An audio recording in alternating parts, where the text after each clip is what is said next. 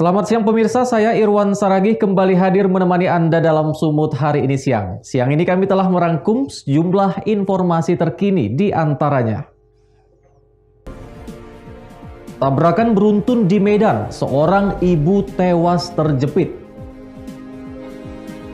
10 pejabat esensial Padang Lawas Utara divaksin tahap pertama. Pemerintah Kabupaten Batubara jemput ratusan TKI dari Malaysia.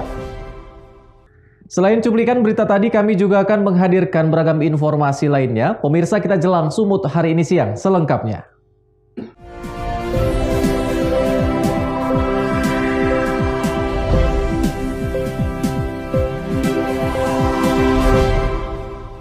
Kita ke informasi pertama pemirsa, tabrakan beruntun melibatkan 3 truk dan sepeda motor terjadi di Jalan Setiabudi Ujung, Medan Selayang, Sumatera Utara pada Rabu siang kemarin. Kecelakaan ini mengakibatkan pemotor terjepit di antara 2 truk hingga tewas mengenaskan. Kecelakaan berawal dari mobil truk bermuatan galiansi datang dari arah Simpang Selayang menuju Simpang Pemda. Diduga mengalami remblong dan menabrak pengendara sepeda motor yang ada di depannya. Setelah menabrak pemotor, mobil truk bermuatan pasir kembali menabrak mobil tangki air dan mobil tangki CPI yang sedang berhenti di bahu jalan. Kerasnya tabrakan tersebut mengakibatkan pengendara sepeda motor yang dikemudikan seorang ibu rumah tangga inisial NH yang merupakan warga Citra Anggrek, Medan Selayang terjepit di antara truk galian C dan truk air. Wanita parubaya yang baru pulang berbelanja di pasar tersebut tewas seketika dalam kondisi mengenaskan. Petugas Basarnas diturunkan ke lokasi kecelakaan untuk mengevakuasi tubuh korban yang rusak. Jasad korban kemudian dibawa ke Rumah Sakit Adam Malik Medan. Mobil dump truck ini datang dari arah Simpang Selayang menuju ke arah Simpang Pemda, yang mana di simpang dekat rumah Palar Nenggolan ada mobil tangki air dan CPO yang parkir.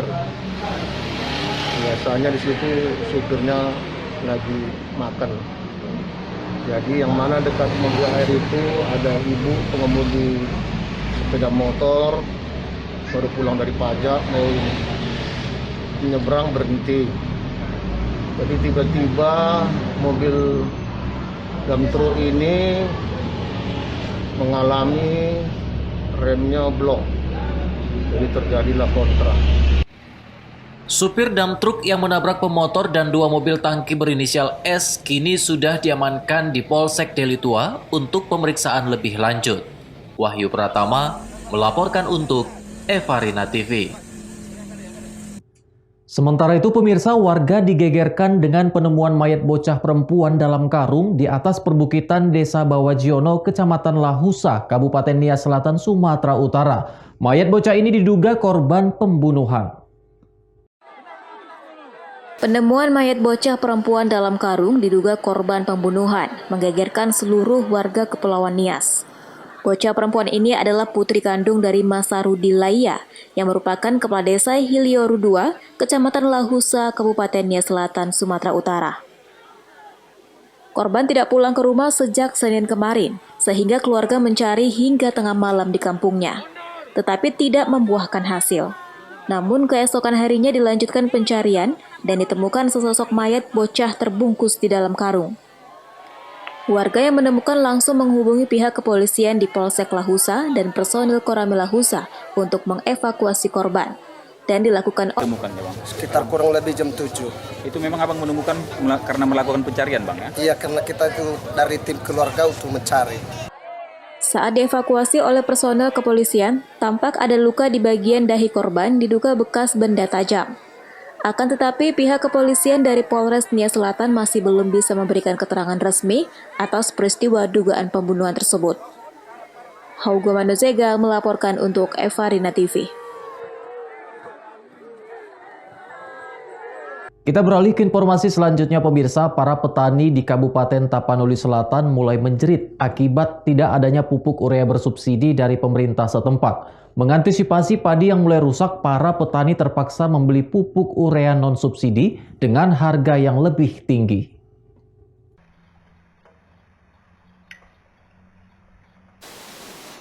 Belasan hektar tanaman padi milik warga yang berumur 14 hari di Kecamatan Angkola, Muara Tais, Kabupaten Tapanuli Selatan ini mulai menguning akibat tidak pernah dipupuk oleh petani. Saat ini para petani kesulitan mendapatkan pupuk urea bersubsidi karena belum ada dikeluarkan oleh Dinas Pertanian Kabupaten Tapanuli Selatan. Untuk mengurangi kerusakan padi, sebagian petani padi terpaksa membeli pupuk urea non-subsidi dengan harga yang lebih tinggi. Harga pupuk urea non-subsidi mencapai Rp7.000 di tingkat pengecer, sementara pupuk subsidi di kelompok tani hanya Rp4.000. Mengantisipasi biaya pembelian pupuk yang lebih mahal ini, para petani terpaksa mengurangi penggunaan pupuk urea kepada tanaman hingga separuhnya. Dengan cara ini, para petani merasa tidak terlalu banyak biaya untuk tanaman padi. Namun akibatnya, tanaman padi tidak bisa tumbuh dengan sempurna. Yang tidak subsidi ini berapa harganya, Bu? 7.000. 7.000. Yang subsidi gimana rupanya, Bu? Nggak ada barangnya atau gimana? Nggak ada. Nggak ada ya? Harganya 4.000. 4.000 ya, kalau yang subsidi. Iya. Jadi untuk mengantisipasinya gimana, Bu? Kalau subsidi 25 kilo satu lunggu. Kalau ini kan mahal kali harganya, 18 kilo dibikin satu lunggu. Oh, kita kurangi aja jumlah pupuknya, Bu ya? Iya. Sementara itu, petani lainnya yang tidak mampu membeli pupuk non-subsidi membiarkan padinya tumbuh tanpa pupuk. Petani berharap agar pemerintah secepatnya mengeluarkan pupuk bersubsidi. Oke, ini padinya kenapa kuning dia, Pak? Kurang pupuk, Oh, pupuknya nggak ada rupanya, Pak? nggak keluar pupuk yang murah apa itu, subsidi itu. Oh, gitu ya. Yang apa gimana, Pak? Yang nggak subsidi nggak terbeli rupanya? Mahal, 7.000 per kilo. Oh. Azan Sinaga melaporkan untuk Evarina TV. 10 pejabat esensial Padang Lawas Utara divaksin tahap pertama. Beritanya akan hadir sesaat lagi.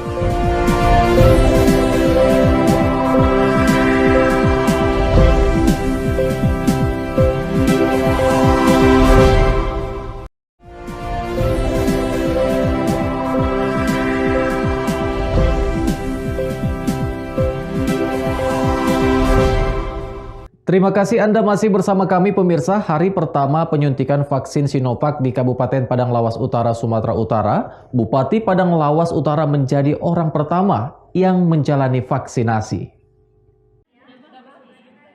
Proses penyuntikan vaksin Sinovac di PMK Padang Lawas Utara melalui Satuan Tugas Penanganan COVID-19 dilaksanakan di Aula Rapat Bupati. Pencanangan pemberian vaksin COVID-19 ditandai dengan penyuntikan vaksin Sinovac kepada pejabat esensial di lingkungan pemerintah Kabupaten Padang Lawas Utara.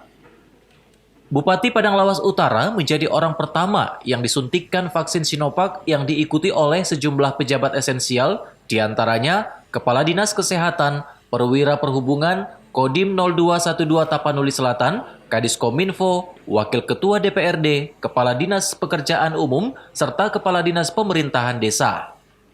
Namun, sedangkan beberapa pejabat esensial lainnya seperti Sekretaris Daerah, Kajari, serta Sekretaris Majelis Ulama Indonesia dan Kabak Ops Polres Tapanuli Selatan tidak bisa ikut divaksin. Setelah dilakukan pemeriksaan kesehatan, ternyata tidak memenuhi syarat dikarenakan tekanan darah tinggi dan kadar gula tinggi. Bupati Padang Lawas Utara menyampaikan bahwa vaksinasi ini merupakan langkah awal upaya keseriusan pemerintah dalam penanggulangan penyebaran COVID-19. Dari Bapak vaksin ini, Pak? Alhamdulillah, yang pertama prosesnya berjalan lancar dan hasilnya saya tadi orang yang pertama divaksin tidak ada merasakan efek yang lain-lain, sehat, alhamdulillah. Setelah hari ini merupakan simbolis terhadap 10 orang termasuk Kopinda, mulai besok ini akan kita distribusikan ke setiap puskesmas yang ada di Kabupaten Padang Lawas Utara. Selain itu, Kepala Dinas Kesehatan Kabupaten Padang Lawas Utara mengatakan, usai penyuntikan vaksin yang dilakukan hari ini, selanjutnya vaksin akan didistribusikan ke seluruh puskesmas di Kabupaten Padang Lawas Utara.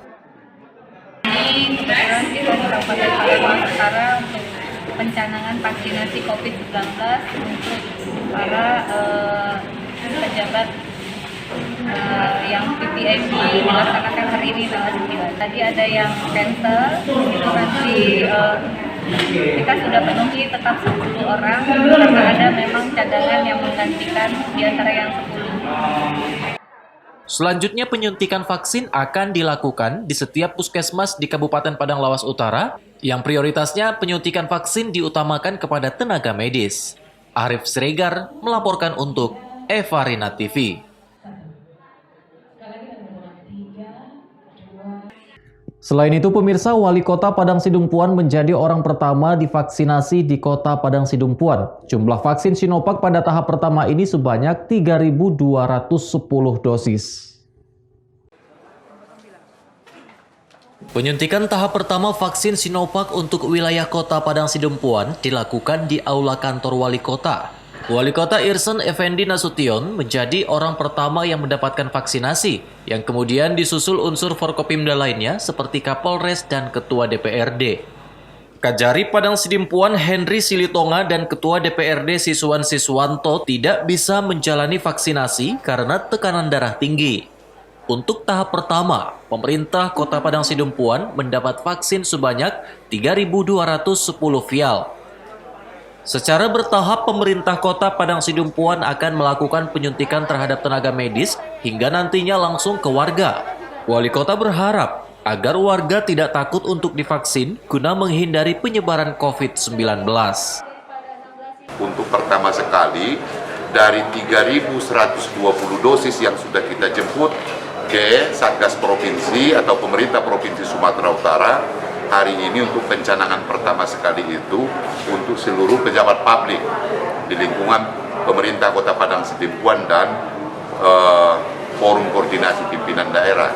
Alhamdulillah sudah kita lakukan hari ini, kemudian berturut besok dan selanjutnya itu terhadap tenaga kesehatan yang ada di fasilitas kesehatan di Kota Padang Sidempuan.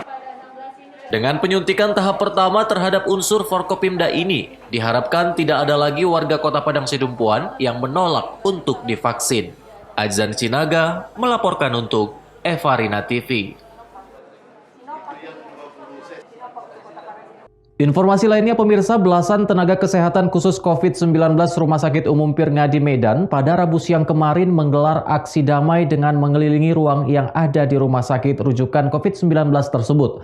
Aksi damai ini dilakukan lantaran belum menerima uang insentif selama 10 bulan dari pemerintah.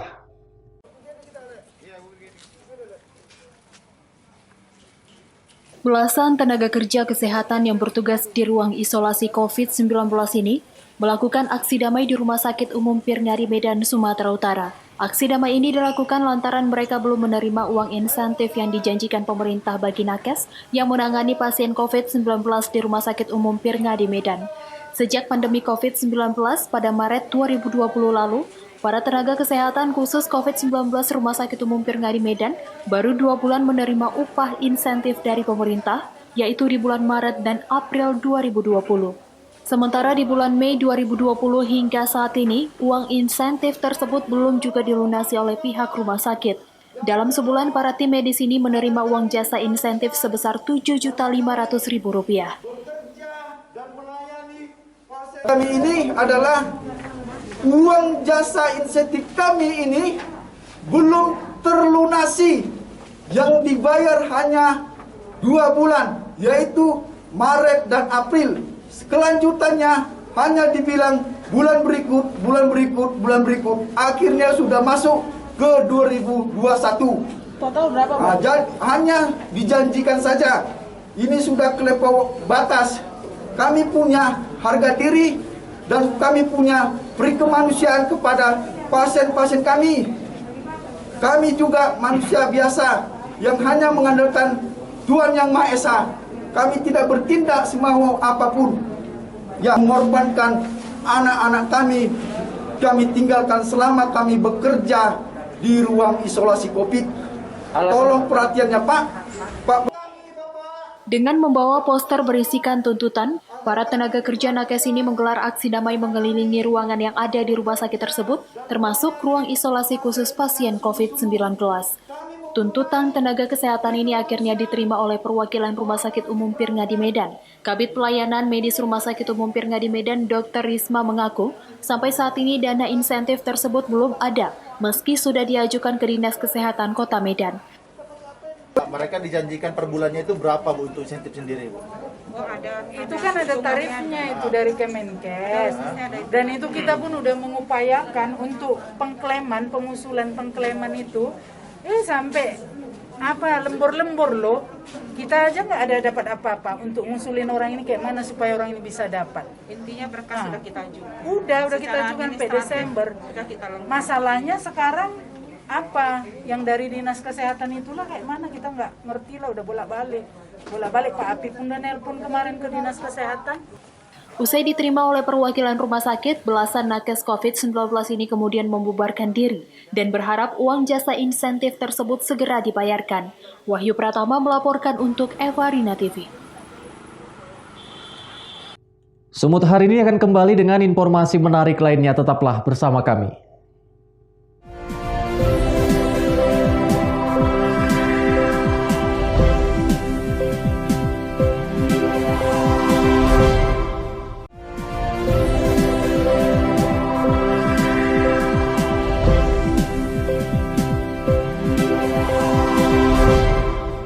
Terima kasih Anda masih bersama kami, pemirsa. Pemerintah Kabupaten Batubara, Sumatera Utara memulangkan ratusan TKI yang terlantar di Malaysia karena kebijakan lockdown. Setibanya di Batubara, ratusan TKI menjalani karantina di gedung karantina COVID-19. Sekitar 221 TKI dari Malaysia tiba di Pelabuhan Teluk Nibung, Tanjung Balai pada Kamis dini hari. Para TKI tersebut menjalani pemeriksaan dokumen dan pengecekan kesehatan. Selanjutnya, para TKI tersebut diantar dengan bus yang sudah disediakan Pemkab Batubara untuk diberangkatkan ke gedung karantina COVID-19 di Kuala Gunung, Kecamatan Datuk 50, Batubara. Zahir, Bupati Batubara, turun langsung bersama Satgas Penanganan COVID-19 dalam penjemputan para TKI tersebut. Dari 221 TKI, 6 diantaranya merupakan warga luar Batubara, serta 6 TKI mengalami sakit. Zahir juga menyebutkan kepulangan para TKI dari Malaysia ini merupakan kedua kalinya dan menjalani proses yang lama. Dalam pemulangan TKI ini, pemerintah Kabupaten Batubara memfasilitasi transportasi para TKI dari Fort Kelang, Malaysia hingga ke gedung karantina COVID-19. Nantinya para TKI tersebut akan menjalani isolasi selama 5 hari ke depan sebelum dipulangkan ke rumah masing-masing. Iya, alhamdulillah malam ini masyarakat Batubara yang terlantar akibat pandemi COVID di Malaysia itu ya kita kembalikan atau kita jemput ya untuk pekerjaan kemanusiaan. Dan ini proses sudah cukup lama ya berlarut dan hari ini baru terkabulkan ya sebagai kepala daerah bertanggung jawab terhadap masyarakat yang ada di mana saja. Sementara itu, 6 orang TKI yang mengalami sakit dipisahkan dan dibawa dengan mobil ambulans guna menjalani perawatan di RSUD Batubara. Taufik melaporkan untuk Evarina TV.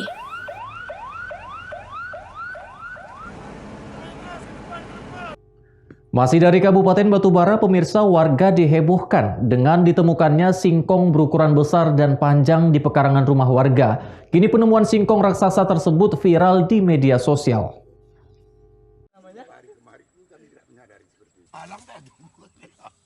Singkong atau ubi kayu sepanjang 1,5 meter dengan berat 20 kg lebih ini pertama ditemukan di perkarangan samping rumah milik Jais, warga desa Dahari Selebar, Kecamatan 50 Pesisir, Batubara. Menurut Jais, dirinya menanam pohon ubi kayu tersebut di pekarangan samping rumah untuk dimakan. Namun dirinya tak menyangka beberapa pohon ubi kayu yang ia tanam, satu di antaranya memiliki umbi yang sangat besar, tak seperti umbi ubi kayu lainnya yang berukuran standar. Tak heran penemuan singkong raksasa tersebut pun membuat Jais hanya menyimpannya di rumah dan tak berani untuk memakannya. Selain menghebohkan masyarakat, penemuan singkong raksasa ini pun viral di media sosial. Beragam komentar netizen pun menanggapi hal tersebut.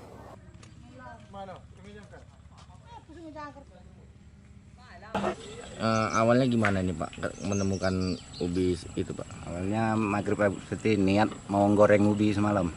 Nah jadi korek-korek, loh ubi apa bukan ini? Makin besar. Korek lagi kok besar, loh besar kali ubi ya.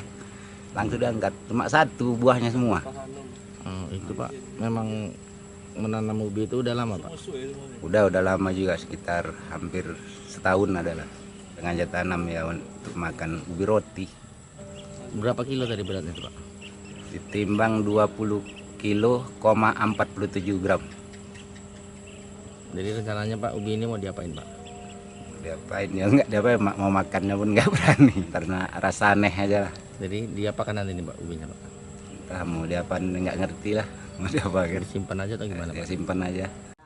Taufik melaporkan untuk Evarina TV.